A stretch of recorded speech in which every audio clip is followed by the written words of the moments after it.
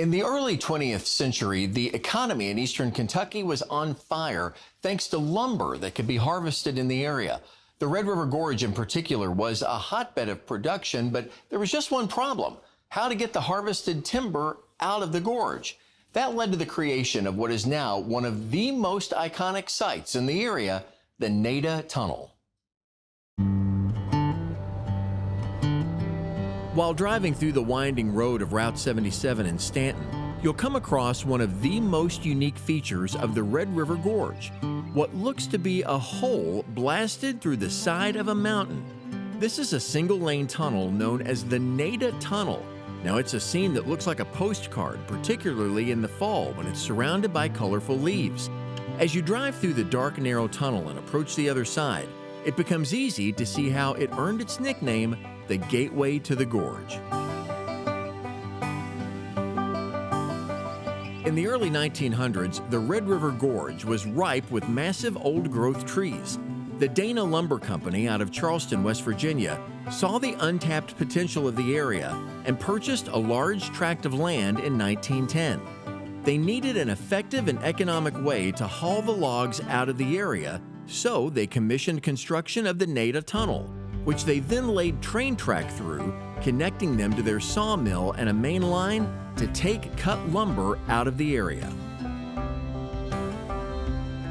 The Dana Lumber Company moved into this area because of the timber industry.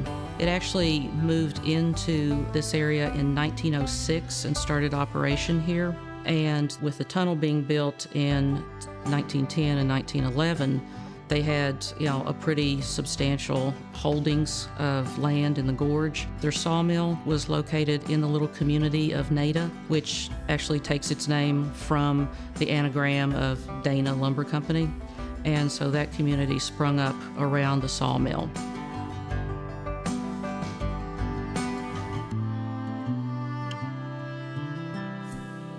From what I've researched, it looks like probably all of the actual manual labor was local people. Probably most of the people were farmers, probably some loggers, just a variety of people from the area that needed jobs. The tunnel was built with, of course, a lot of dynamite to blow through the sandstone, and they also had a steam drill that they would use to chisel into the rock. And then the rest of it was manual labor: picks, shovels, and just hauling the rock out of the sandstone. The tunnel is approximately 900 feet long, which is roughly 2/10 of a mile. It is 12 feet wide, and originally it was 12 feet high.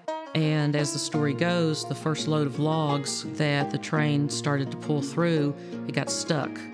And so they ended up having to increase the height of the tunnel to 13 feet. In 1914, the Dana Lumber Company's sawmill burned down. The company went bankrupt and sold all of its rolling stock and property rights to the Brodhead Garrett Lumber Company. When there were no more logs to cut, they just abandoned it. By the early 20s, the lumber industry had stopped using the tunnel, and in 1921, all of the train tracks were pulled out of the tunnel. And then by the early 30s, the lumber industry had pretty much died out in this area.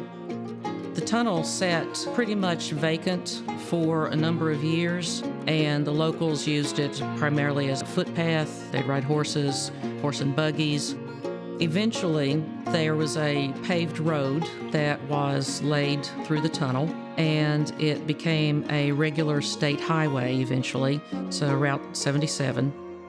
Today, with the popularity of the Red River Gorge, the Nada Tunnel has become considered the gateway to the gorge. As you drive through it, this dark, narrow tunnel, and when you get on the other side, it's like the gorge just opens up. And you start seeing the river, and you have trees lining the road, tall trees that have grown back after the logging industry. It's on what's called the scenic route. There's access off that highway to a lot of trails. There are a lot of pull-offs where you can stop, look at Red River, just kind of enjoy the scenery. Lee says that as the Red River Gorge has grown in popularity, The tunnel has actually become a tourist attraction itself. She says people will plan their route just so they can say they drove through an old train tunnel. Well, the train tunnel's over 100 years old. And how many places can you go and drive through a 100-year-old narrow train tunnel that was dug out by hand and by dynamite?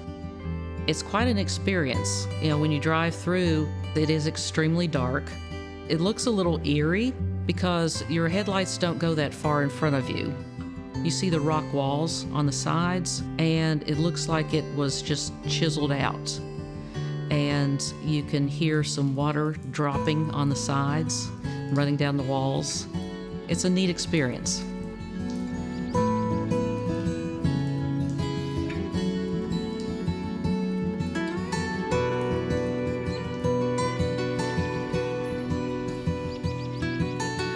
Just from my perspective, what the tunnel means to the people here is it's a reminder of the history of this community, Powell County, that we were an industrial community.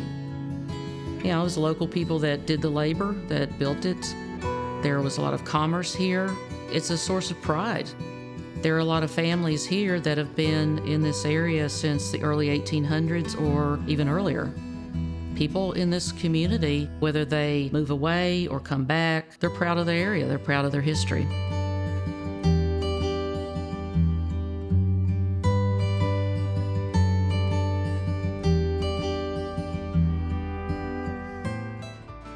Hey everybody, I'm Chip Polston, your host for Kentucky Life. Now, if you like that story, maybe you want to explore more of what Kentucky has to offer, all you have to do is just click on that subscribe button for more great content.